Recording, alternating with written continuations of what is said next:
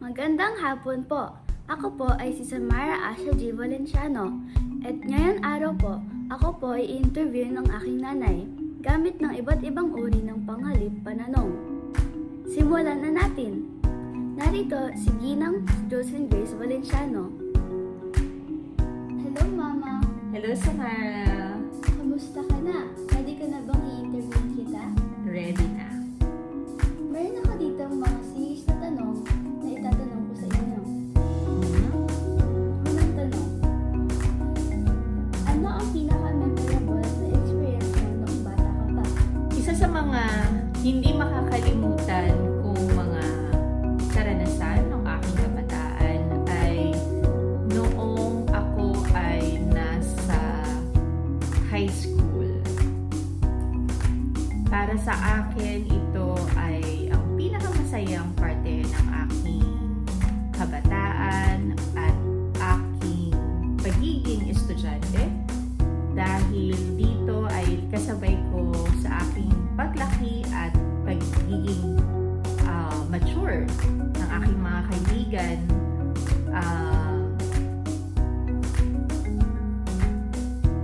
Pare-parehas namin na-experience at na kilala ang totoong mundo. So, I think noong aking kabataan, nung nasa high school kami, kapag kunwari may mga projects kaming ginagawa sa bahay, may mga challenges kami na bilang mga estudyante na nalagpasan. So, I think yun yung mga pinaka-isa kong mga hindi nakakalimutan mangyayari sa aking buhay. High school days.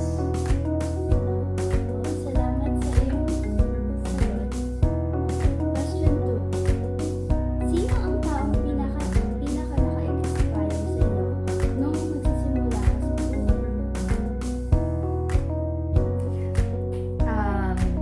Kung meron ng isang tao na nakapag-inspire sa akin when I start living my life is of course my mom, ang aking nanay, dahil si mama ay naitaguyod kaming magkapatid ng at napaaral kami sa magandang eskwelahan na kahit siya lang at kahit siya ay nahanap buhay sa ibang bansa, naging isang matatag siyang tao at naging responsible na ina para sa amin kahit wala siya. So, nung ako naman, when it's my turn to become a mother, I draw a lot of strength from her. So, that's it. Thank you.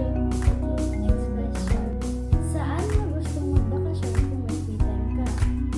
Magbakasyon, I think, for me, hindi importante kung saan o anong lugar ang gusto mong mapuntahan. But para sa akin, it's who you are with in that vacation, in that moment, kung sino ang kasama mo, kung saan man ang destination na yun. Dahil para sa akin, nagiging meaningful ang isang paglalakbay kapag kasama mo ang mga taong importante sa'yo at ang mga mahalaga sa buhay mo katulad ng pamilya.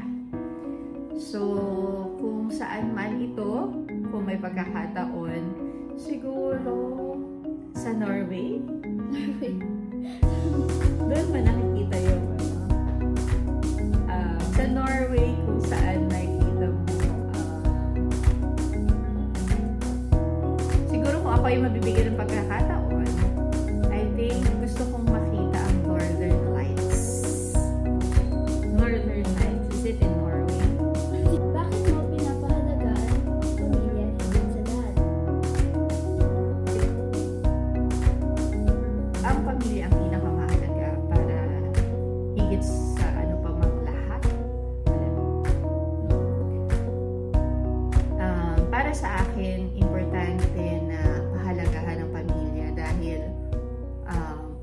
sa lahat sila ang mawawala na ang lahat ng tao sa mundo. Pwede kang iwanan ng mga tao sa mundo except for your family.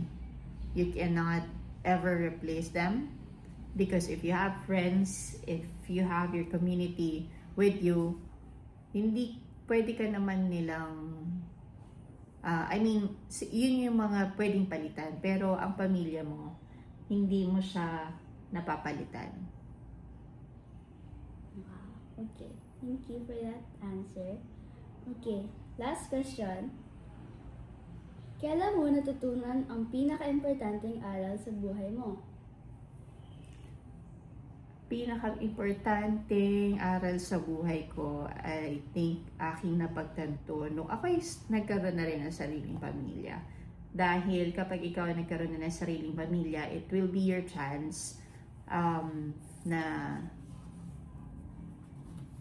bumuo ng sariling buhay at bigyan ng magandang kinabukasan ang iyong mga anak at iyong pamilya. So, I think yun ang isang mahalagang turning point for me as a person. And hindi lahat ng tao ay nabibigyan ng pagkakataon na bumuo ng pamilya. Kaya sana kapag ikaw ay nabigyan ng pagkakataon na ito, i-enjoy mo lang at you make the most out of it.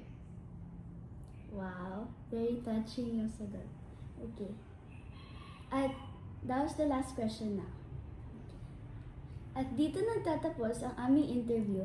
Maraming salamat po. Paalam!